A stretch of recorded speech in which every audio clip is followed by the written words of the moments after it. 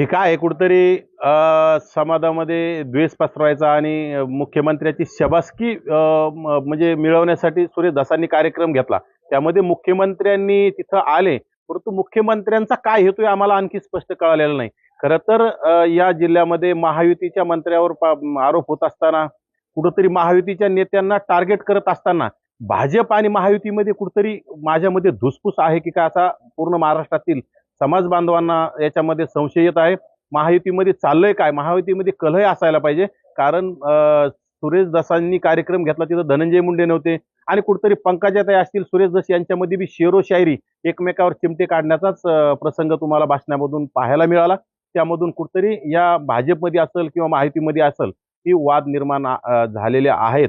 परंतु ते मुख्यमंत्र्यांनी ते वाद त्यांनी आपसात मिटवले पाहिजे. वाद चव्हाट्यावर आणणं आणि कुठेतरी खरं तर हे जरांगेचं आंदोलन बंद करण्यासाठी हे सगळं केलेलं माझ्या मते हे प्रोग्राम आहे. आणि येणाऱ्या काळात हा प्रोग्राम सुद्धा मुख्यमंत्री व्यवस्थित हाताळून सुरेश दसांचे सुद्धा कान टोचून त्यांना सुद्धा आवाज बंद येणाऱ्या काळात झालेला आपल्याला पाहायला मिळेल. तर या सगळ्यावर आकाची नार्को टेस्ट केली पाहिजे. खरं तर मला वाटतं सुरेश दसांपासूनच नार्को टेस्टची सुरुवात केली पाहिजे.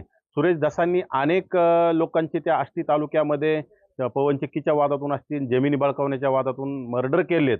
सुरेश दसांच्या पत्नी असतील, सुरेश दसां असतील, या सगळ्यांच्या दबावापोटी गुंड वापरून त्यांनी मर्डर केलेत. खरं तर बुट्ट्या गायकवाडांच्या हत्येप्रकरणी सुरेश दसांचीच नार्को टेस्ट केली पाहिजे. अगोदर सुरेश दसांपासून सुरुवात करू, मग नंतर त्यांना कोणाची आकाची करू द्या किंवा आकाची आकाची करू द्या. खरं तर मला वाटतं बीड जिल्ह्याचे प्रमुख आका सुरेश दसच आहेत. यापूर्वी मी तो सांगितलं होतं. त्यामुळे सुरेश दसांपासून नार्को टेस्टची सुरुवात झाली पाहिजे आणि त्यानंतर दूध का दूध आणि पाणी का पाणी समोर येईल. हे बघा, देवेंद्र फडणवीस अभ्यासू आहेत, हुशार आहेत आणि आज ओबीसी समाज त्यांच्याकडे आशेनं बघतोय.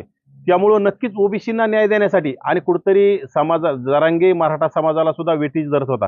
गरीब मराठ्यांची दिशाभूल करून कुठेतरी रस्त्यावर उतरायचा आणि गरीब मराठ्यांच्या लेकरावर गुन्हे दाखल होत होते. हे मुख्यमंत्र्यांना नको आहेत. म्हणून मुख्यमंत्र्यांनी कुठेतरी जरांगे नावाचा बालिश आणि निव्वळ गाढव असणारा म्हणजे मूर्ख माणसाला कुठेतरी याच्यातून बाजूला करण्यासाठी हा कुठेतरी एक प्रयोग आहे आणि त्यातून नक्कीच ते मुख्यमंत्री यशस्वी झालेत. जरांगे संपलेला आहे. तुम्ही आत्ताच बघितलं, जरांगेला अगदी ओरिजिनल उपोषण करायचं जर ठरलं, जरांगेच्या आंदोलनाला सीसीटीव्ही लावल्यामुळं अगदी जरांगेला तिसऱ्या दिवशी पहाटे 6 सलाईन घ्यावा लागल्या. म्हणजे जरांगेची नौटंकी सर्व समाजाला कळली, महाराष्ट्राला कळली. त्यामुळे जरांगे संपलेला आहे. जरांगेचं आंदोलन सपशेल फसलेलं आहे. जिथं लाख लोक दररोज येत होते, तिथं 200 लोक सुद्धा दिवसभरात येत नव्हते. त्यामुळे आता जरांगे फक्त वल्गना करणार आणि येणाऱ्या काळात जरी जरांगेने ज्या ज्या घोषणा केल्या त्या पूर्ण फुसके बार निघणार आहेत. त्यामुळे जरांगे मुंबईला काय, दिल्लीला जरी मोर्चा घेऊन जातोय म्हणला असेल तरी जरांगे सोबत कोणीही जाणार नाही. मराठा समाजाला कळलंय जरांगेच्या हट्टापायी आणि जरांगेच्या चुकीच्या मागण्यापायी ईडब्ल्यूएस गेले आणि मराठा समाजाचं नुकसान झाले आहे.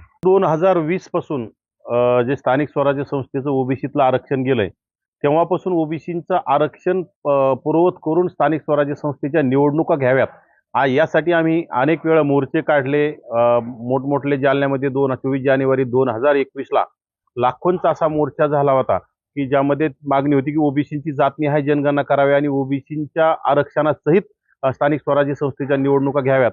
खरं तर 2020-21ला निवडणुका होणारच होत्या, पण तेव्हापासून आता गेली 3-4 वर्षापासून निवडणुका होत नाहीत. ही चूक कुणाची आहे आणि का विनाकारण म्हणजे कुठेतरी प्रशासकीय यंत्रणेवर दबाव म्हणजे ताण टाकून आणि कुठेतरी स्थानिक स्वराज्य संस्थेचे पदं भुसवायची जे लोकांना आहेत यांच्या मागणीला कुठेतरी तिलांजली देण्याचं काम कुठलंही सरकार आलं तर होतंय. परंतु आता स्थानिक स्वराज्य संस्थेच्या निवडणुका नक्कीच लवकर झाल्या पाहिजे आणि त्या सुद्धा ओबीसींच्या आरक्षणासहित झाल्या पाहिजे. खरं तर ओबीसींनी भरभरून या भाजपला पाठिंबा देण्याचं काम केलं, महायुतीला पाठिंबा देण्याचं काम केलं.